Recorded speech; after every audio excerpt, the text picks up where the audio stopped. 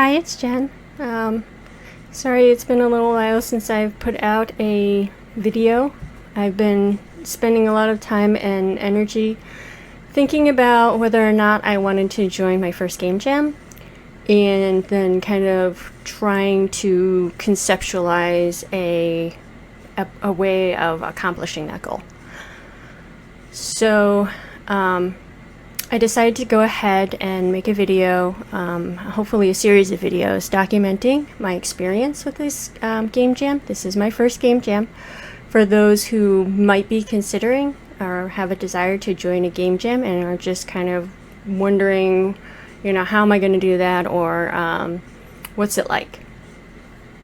So I found out about this game jam on my Twitter, which I don't use Twitter a whole lot, I'll be honest, and I don't use Discord a whole lot, but I do try to check these things on a daily basis at least. I did initially want to join this game jam as somebody who's just kind of contributing to somebody else's project. I will try to join somebody else's project, and I will know that whatever they ask of me, I will be upfront with whether or not I can deliver it, because I have a pretty good idea of what I'm capable of and what time frames I need in order to to deliver, and so I generally am very good about not overcommitting myself. I didn't get anybody who was interested. Nobody reached out to me, so that's why I went ahead and decided to start my own project and reach out to others. And if any of those people decide at any point in the process that they want to jump in and try to contribute, I'm totally fine with that. I welcome that, and I think that would be great. Right now I'm kind of just planning that I'll probably be doing this mostly by myself. And I think that if you are somebody who's starting a project, it's probably not a bad mentality going forward. If you really want to be able to complete what goal you've set out for yourself, the less reliance that you can have on others when you're not paying them, is probably a safer bet. And again, there's nothing, not saying anything bad about those other people. I think it's only natural. It's only a natural part of the process. So anyways, enough of that. I did end up deciding to go with my own project. So it is going to be a sequel to Soul Union. And I know I still have work that I need to go back and do on Soul Union and on my parody game. And I'm planning on still going back at some day to go back to those projects. But I do want to go ahead and participate in the gym and make a demo. And I'm kind of eager to try out some kind of new approach to making these games that will hopefully make my programming a bit more organized and a bit easier to update. So I started by making a project file. I have a general idea for the characters, the scenarios, and the overall message that I'm trying to focus on. If you don't have those things going forward, then I wouldn't get started. I guess it's the whole idea of needing a strong foundation. You need something, at least for me. I'm going to preface by saying this is how my process works. You don't have to follow my process. But for me, I need a clear message that I need to tell in order to have the motivation to kind of get through the grueling hours of very tedious and monotonous kind of work that I know I have set out for myself. So if I didn't have that what I feel is an important message, I guess, to tell or to share, and it doesn't have to be world peace or anything groundbreaking, but it has to be meaningful to me. So I have a certain theme excuse me, I have certain themes that I'm planning going forward that I want to focus on. And I know the setting. Most of the world is already built, since it is part of the same universe as Soul Union. It's going to take place a couple hundred years after the first game, so it's not going to have any of the same characters, but there's going to be some reference to Ilian, the protagonist of the first game. They start out with a Google Doc where I just start writing out some of the things that that I want to. Some of the characters, some brief little conversations that I started like thinking of in my head. Just, it's very unorganized. It's just a bunch of random stuff where I start kind of hashing out some of my ideas just to get it down on paper. And let me also say that like it's not just like this Google Doc that I'm having organized. I have a lot of like kind of scrap kind of stuff too, where I was kind of like roughing out a lot of my ideas, just writing it out on paper. And maybe this is an old-fashioned process, but kind of like planning out my day, I find it's easier to kind of visualize what my plan is going forward if I actually physically take a piece of paper and a pencil. There's something about like manifesting it in a physical form, even if it's just in words, that helps it kind of solidify in my brain as a path going forward.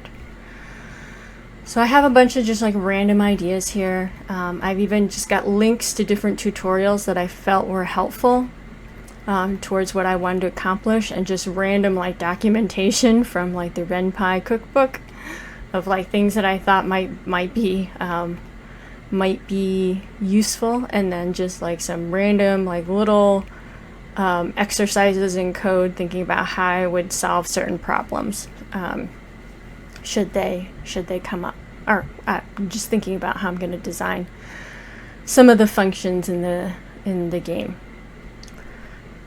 So then I moved on to doing some concept art for the characters. So I wanted the protagonist in this sequel to have to be a Beast Tribe person, and they were going to.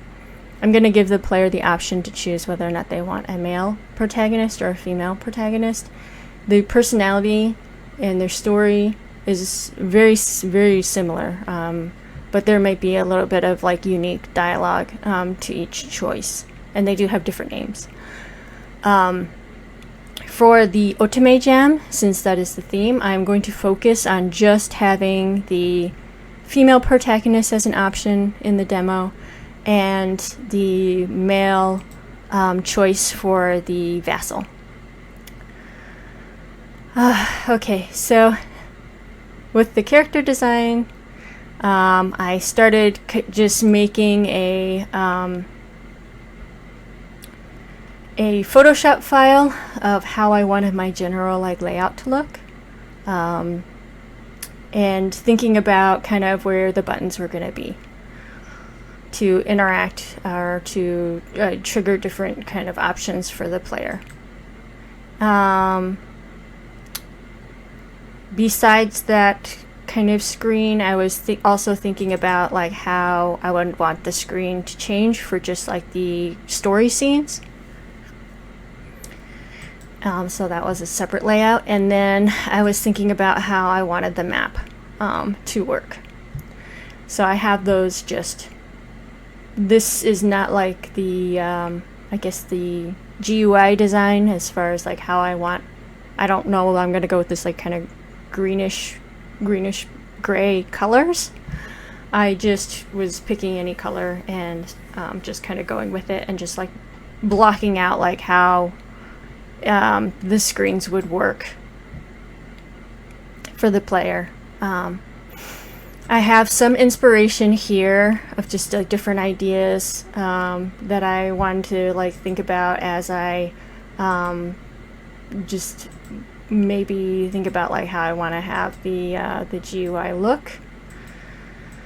Just some different ideas that I came across that I thought looked cool and was thinking about being inspired by. And then the same with these kind of like background for the setting.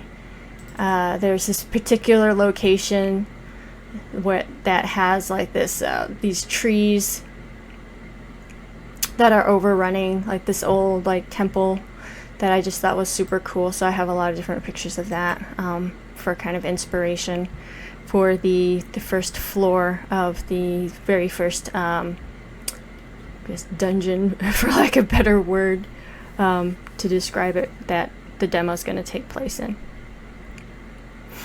Once I started kind of getting these broader concepts better visualized, then I started breaking down what I would need to actually have for the gem, which is this separate document here. So now I'm starting to get a little bit more specific as to what I need. I know I'm going to need these like sprites of these certain characters. What kind of, I guess, functionally I need for them. And I wanted to have a couple different like mechanics associated with these characters. So now I'm starting to get into trying to organize some of my thoughts into code. And I really wanted to move away, or at least expand upon, just using variables and conditionals to create my game, and get more into to class objects. So I'm planning on making my characters with these, I don't know what the word is, properties, with these things, and things to just are going to be universal with each character. And then I'm trying to make these functions here to kind of increase and decrease these stats, so that I don't have to, I guess, do a Python command for each variable. We'll see how this works out. Again, because this is my first time kind of attempting this. I feel like in my mind, theoretically, it works from just watching a lot of different videos. I haven't actually like tested any of this stuff though in actual application, so we'll see. Don't use my document as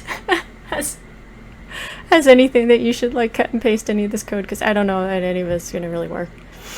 It's all just in theory right now.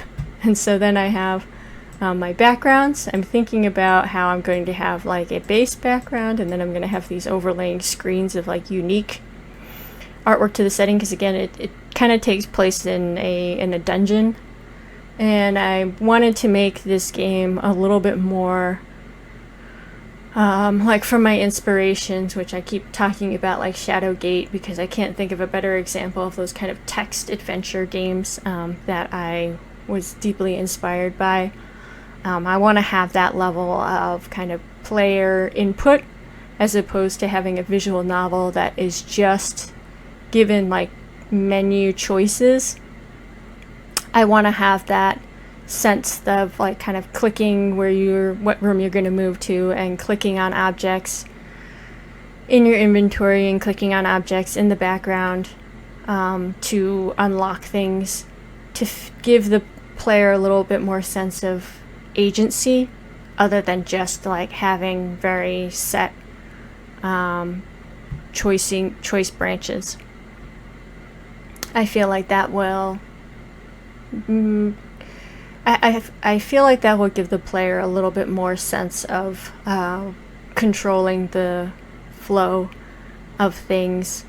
It'll feel a little bit more like a game instead of just a choose your own adventure. At least that's was my personal experience playing some of those older text adventure games, as comparison to like more the standard visual novel format. So I was thinking about those. I want to try to make my locations objects this time, instead of just having them be labels. So we'll see how that works out. And the same with my items in inventory. I'm going to be trying to make them object classes, and hopefully it will work out. We'll see if I can get it to work. Have a rough outline of the different scenes. So I'm trying to organize things a little bit better in my head, to separate them. Instead of having everything just be labels, variables, and conditionals, I'm trying to separate the different elements of gameplay to, okay, these are the major story scenes that are going to be where the game is actually going to pause and this scene type layout is going to display. As opposed to when the player is in exploration mode, they will still be text and character interaction. I plan on having these kind of like side profiles have different expressions as well. So there'll still be like some little story, like little quips going on here. But it will be probably mostly conditional to how the player is interacting with the background or what actions they're taking, as opposed to these scenes will play out more like a traditional visual novel, where it will be just a bunch of dialogue and then like maybe a couple dialogue choices that are in that standard kind of visual novel menu form. Okay, so I have those scenes set out, just little synopses of it, and then I have my schedule for like how I want to try and execute this plan of mine. As well as then I'm starting to break down different things like, okay, what kind of sprites do I need? And then this will probably just keep expanding as I start getting more specific into like what assets I need. But this is a big one. This is my weekly goals, and then my paper I will have written down like daily goals that I'll usually write every day for like the week. So on Monday I will start writing out like, today I plan on doing this, and tomorrow I plan on doing this, and tomorrow I plan on doing that. And then on Tuesday I'll say, today I'm planning on doing this, and then tomorrow we'll doing this. And a lot of times my goals keep moving. I don't make my goals every day, like, and I don't think I ever exceed my goals. This is always an ambitious goal. I always set a goal for myself that I know is probably kind of unrealistic. As you can see, like most of like the entire second month is like kind of like cosmetic stuff and just like cleaning stuff up. So we're assuming that I have like the bulk of the entire demo already done by the first month, which is let's be honest, is not going to probably happen. But I like to give myself a lot of wiggle room because I know a lot of these goals are going to be keep getting pushed further down the line. But I like to aim high rather than to like be overly conservative and be like, oh well, you know, I'm just going to plan on doing just a little thing today, and it, you know, I don't know. I like to always to aspire to do more than what I'm probably going to accomplish, and I find that personally kind of helps to drive me forward. So that's where I am in my day one of Otome Jam, and I'll hope to have a weekly update on to how my process is going. And thanks for tuning in, and sorry for how long this video is and all this rambling, but I hope that you found it useful and interesting. And if you are participating in a game jam, good luck. Have fun. Take care. Enjoy that process. Bye-bye.